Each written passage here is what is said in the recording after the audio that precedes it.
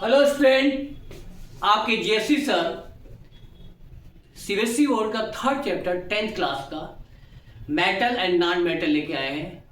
Revision series का ये third chapter है। आपको एज ए क्लास सारा चैप्टर रिवाइज किया जाएगा। तो स्टार्ट करते हैं metal and non metal. Metal and non metals. अब देखिए मेटल्स क्या होते हैं? Those element easily loose electron is called metal. क्या होते हैं? जो इलेक्ट्रॉन को इजली लूज कर देते हैं, डोनेट कर देते हैं, वो सारे क्या कहलाते हैं? मेटल कहलाते हैं। समझ रहे? मेटल कहलाते हैं। और जैसे सोडियम के outermost electron 1 easily lose कर देता है, तो ये क्या हो गया आपका? Metal. Calcium 2 electron outermost होते हैं, इजली लूज कर देता है, कैल्शियम भी आपका मेटल। नॉन मेटल्स क्या होते हैं? सुन लीजिए, those elements easily accept electron is called non metals. For example chlorine क्या कितना रिक्वायरमेंट होती है? 1 इलेक्ट्रॉन की ऑक्टेट कंप्लीट, तो 1 इलेक्ट्रॉन ऐड करके क्या बना लेता है? क्लोराइड बना लेता है। ऑक्सीजन इसी तरीके से 2 इलेक्ट्रॉन लेके क्या बन जाता? ऑक्साइड फॉर्मेशन हो जाता है। तो ये सब क्या होते हैं? इनको क्या कहते हैं? इलेक्ट्रोनेगेटिव एलिमेंट भी कहते हैं। क्या कहते हैं? इलेक्ट्रोनेगेटिव एलिमेंट, क्योंकि ये इलेक्ट्रॉन को एक्सेप्ट करते हैं। इन सबको क्या कहते हैं? इलेक्ट्रो पॉजिटिव नेचर होते हैं, इलेक्ट्रो पॉजिटिव एलिमेंट कहलाते हैं। तो समझ में आ गया? जो इलेक्ट्रॉन दे देता है इलेक्ट्रो पॉजिटिव, जो इलेक्ट्रॉन ले लेता है वो इलेक्ट्रोनेगेटिव है। लेने वाला इलेक्ट्रोनेगेटिव, देने वाला इलेक्ट्रो पॉजिटिव होता है। ठीक है। अब प्रॉपर्टीज ऑफ मेटल्स, क्या क्या प्रॉपर्टीज होती हैं? They show lustre property. Lustre properties क्या होती है? लॉस्चर प्रॉपर्टी क्या है? शाइनिंग होती है। हर मेटल्स में एक शाइनिंग होती है, अपनी एक शाइनिंग होता है। गोल्ड हो, सिल्वर हो, कॉपर हो, तो एक शाइनिंग होती है। सोनरस क्या होता है? आपने देखा होगा आपकी यहाँ बेल बजती है तो एक साउंड आपको सुनाई पड़ती है, वो मेटेलिक साउंड को क्या कहते हैं? सोनरस कहते हैं। अब ये बहुत हार्ड होते हैं। देखिए आप दबाते तो हार्डनेस इसमें पाई जाती मेटल्स में। और मेलविल होते हैं। मेलविल का मतलब समझे आप? इसको हथौड़ों से पीटिए, क्या है? सीट फॉर्मेशन हो जाती है। जबकि डक्टाइल होते हैं। डक्टाइल नेचर है, वायर फॉर्मेशन करना। पतले वायर आपने देखा होगा कि कॉपर के वायर, सिल्वर के वायर, अल्युमिनियम के वायर क्या बनाए जाते हैं, तो इनका क्या होता है? डक्टाइल नेचर भी पाया जाता है। Good conductor of heat and electricity. क्या होता है? आप एक साइड से गर्म कीजिए मेटल तो दूसरी साइड पे गर्म कंडक्टिविटी हो जाती है ना, दूसरी साइड में भी गर्म हो जाता है। इलेक्ट्रिसिटी की बात है, आप एक साइड में करंट लगाइए, दूसरे में आपको करंट लग जाए, तो कंडक्टिविटी भी इलेक्ट्रिक एज वेल हीट की होती है इसमें मेटल्स में। अब हाई मेल्टिंग पॉइंट, आयरन को आप गर्म करते तो मेल्ट क्या होगा? 1800 डिग्री सेंटीग्रेड पे लगभग गर्म होता है, मेल्ट करता है। तो इसकी मेल्टिंग, हाई मेल्टिंग प्रॉपर्टीज होती है, यानी हाई मेल्टिंग होता है। और ये क्या होता है? डेंसिटी क्या है? क्या होती है इसकी? हार्ड होता है, डेंसिटी ज्यादा पाई जाती है। अब इसके जस्ट अपोजिट आप देख लीजिए, इसलिए मैंने साथ में आपको पढ़ाया। जस्ट अपोजिट है, डू नॉट शो लश्चरी फॉर्मेशन करते हैं नॉन मेटल्स, ना सोनरस प्रॉपर्टी शो करते हैं। दे आर ब्रिटल। ब्रिटल क्या होते हैं? ब्रेक डाउन हो जाते हैं, इजीली ब्रेक डाउन हो जाते हैं। आपने देखा होगा कि जो कोल होता है उसको ब्रेक डाउन करो, अपने टुकड़ों में ब्रेक डाउन हो जाता है। तो they are brittle in nature होते हैं। Do not show hard. Hardness क्या है? ये बहुत ज्यादा हार्डनेस नहीं शो करते हैं। और do not Melville nature, malleability नहीं पाई जाती, डक्टाइल नेचर नहीं पाया जाता है। Do not show conductivity of heat and electricity. अब देखिए क्या बात हमने आपको बताया, ये क्वेश्चन बहुत ज्यादा कंपटीशन में भी कभी कभी पूछ लिया जाता कि सबसे ज्यादा कंडक्टिविटी कौन से मेटल्स होती है? सबसे ज्यादा सिल्वर में होती, एजी में, फिर कॉपर में, फिर गोल्ड में, अल्युमिनियम में। तो सबसे ज्यादा कंडक्टिविटी इसीलिए कहा जाता है कि आप सिल्वर, जो सिल्वर होता है इसकी रिंग पहन के इलेक्ट्रिक का काम नहीं करना चाहिए क्योंकि इसकी कंडक्टिविटी हाई होती है। ठीक है, चलो नेक्स्ट देखते हैं। अब देखते हैं कि जो मेटल के ऑक्साइड होते हैं, नॉन मेटल के ऑक्साइड क्या फॉर्मेशन करते हैं आपका? तो metals and non metal oxide क्या होते हैं, इससे भी डिफ्रेंशिएट किया जा सकता है मेटल है कि नॉन मेटल्स है। देखिए मैग्नीशियम है, इसके साथ ऑक्सीजन आप ऐड कर दीजिए तो क्या फॉर्मेशन होगा? मैग्नीशियम ऑक्साइड हो जाएगा। कैल्शियम है, कैल्शियम ऑक्साइड फॉर्मेशन हो जाएगा। अब ये दोनों क्या है, जो मेटेलिक ऑक्साइड होते इन नेचर बेसिक, क्या होते हैं? बेसिक नेचर रखते हैं। समझ लीजिए बात को, जितने भी मेटल ऑक्साइड होते हैं वो क्या होते हैं? बेसिक नेचर रखते हैं। और non metal like that sulphur combine करके सल्फर डाइऑक्साइड बना लेते हैं, like that nitrogen react with, देखिए NO। ये सब क्या है आपका? एसिडिक नेचर रखते हैं। क्या है? एसिडिक नेचर रखते हैं। अब तो आप समझ में आ सकता है कि जितने भी ऑक्साइड मेटल्स के होंगे वो बेसिक नेचर रखेंगे, जितने ऑक्साइड आपके नॉन मेटल के होंगे वो एसिडिक नेचर रखेंगे। ठीक है, अब बात करते हैं केमिकल प्रॉपर्टीज ऑफ मेटल्स। देखिए chemical properties of metals and non metal एक साथ साथ बता दे रहे। देखिए रिएक्शन विद ऑक्सीजन, देखिए मेटल जब ऑक्सीजन से रिएक्ट करता है तो मैग्नीशियम ऑक्साइड यानी बेसिक नेचर रखता है, जबकि रिएक्शन जब नॉन मेटल्स होती है कार्बन से ऑक्सीजन की होती है, कार्बन डाइऑक्साइड क्या होती है? एसिडिक नेचर रखता है। ठीक है, इसी तरीके रिएक्शन विद वाटर, वाटर से रिएक्शन करा तो हाइड्रोक्साइड फॉर्मेशन करता है, और ये क्या है? हाइड्रोजन फ्लोराइड फॉर्मेशन करता है जब वाटर से रिएक्शन होती है और ऑक्सीजन रिलीज होता है। अब देखिए क्या है? रिएक्शन भी डाइल्यूट एसिड, देखिए ये मेटल्स है, देखिए देख लीजिए मेटल्स है, डाइल्यूट एसिड रिएक्ट करता तो सॉल्ट फॉर्मेशन करता, हाइड्रोजन गैस रिलीज करता है।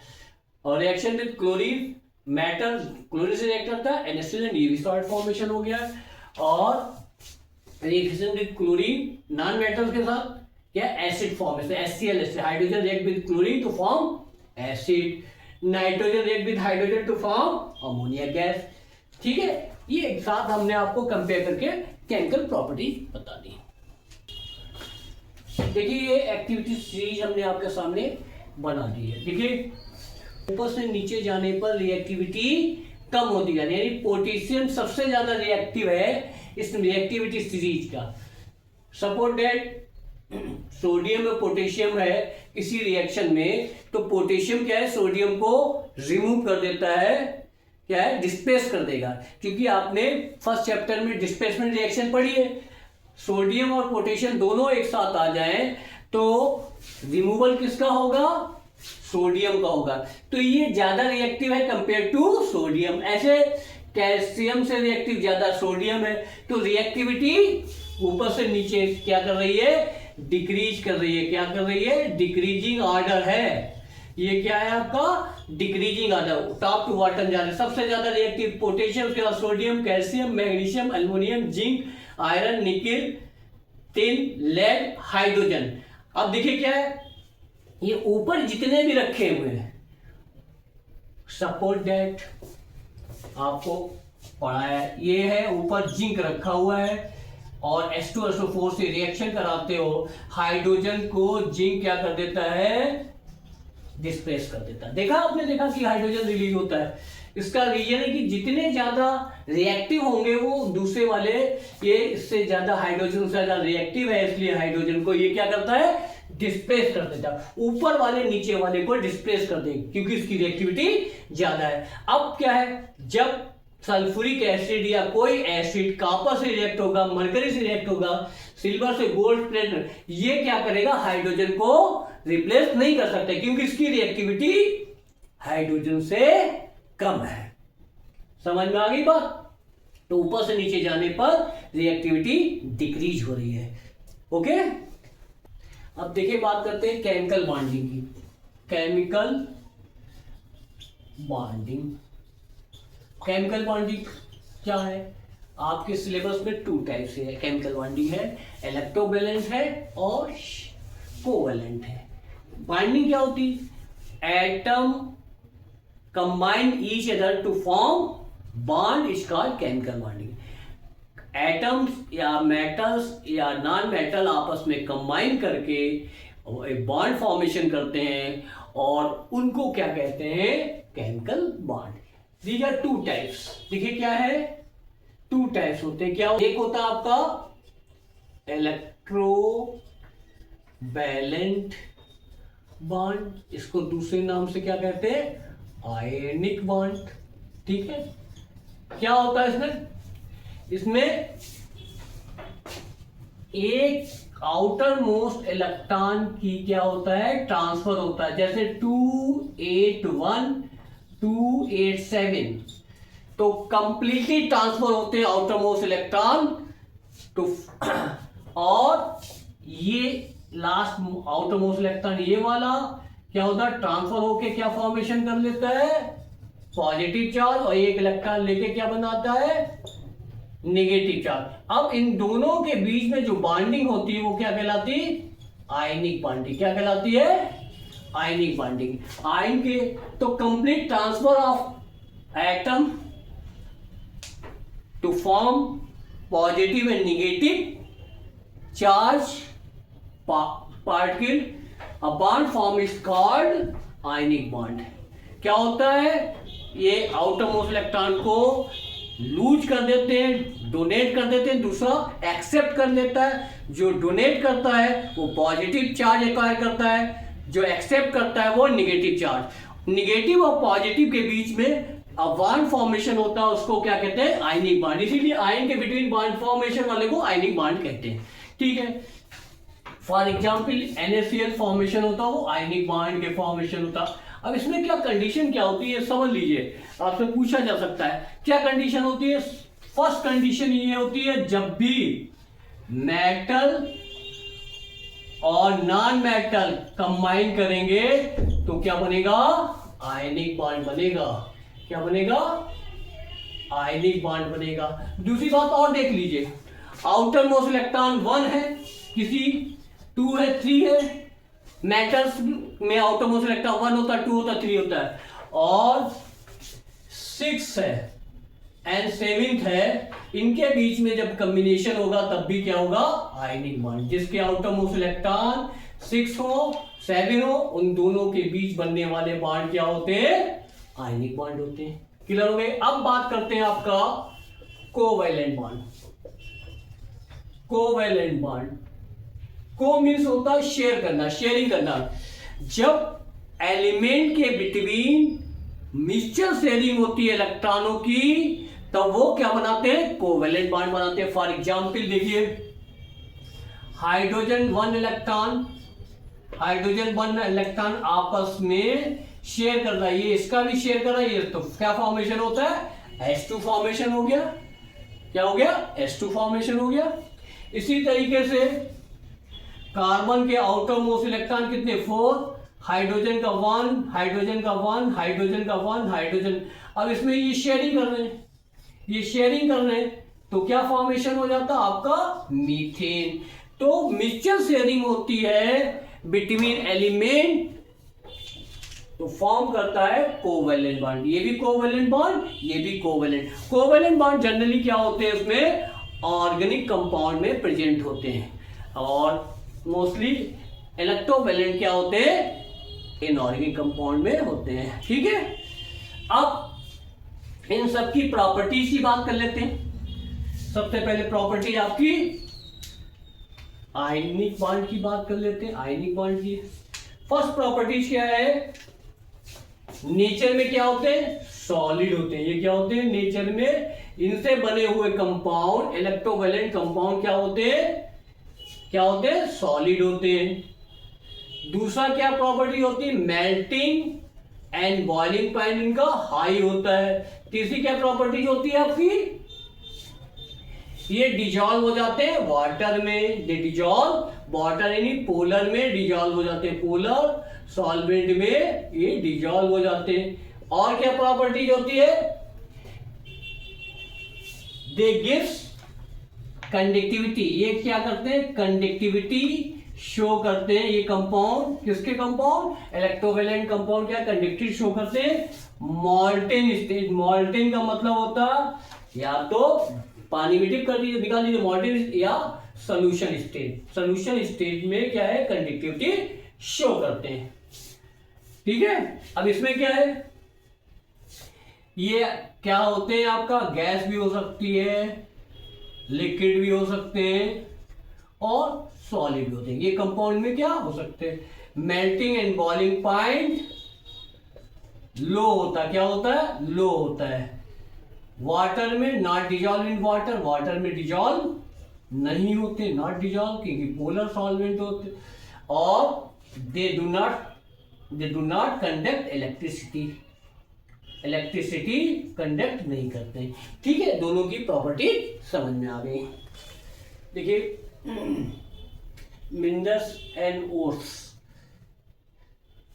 क्या होते हैं, मिनरल्स क्या होते हैं, the elementary state in the form of which metal occurs in nature are called minerals.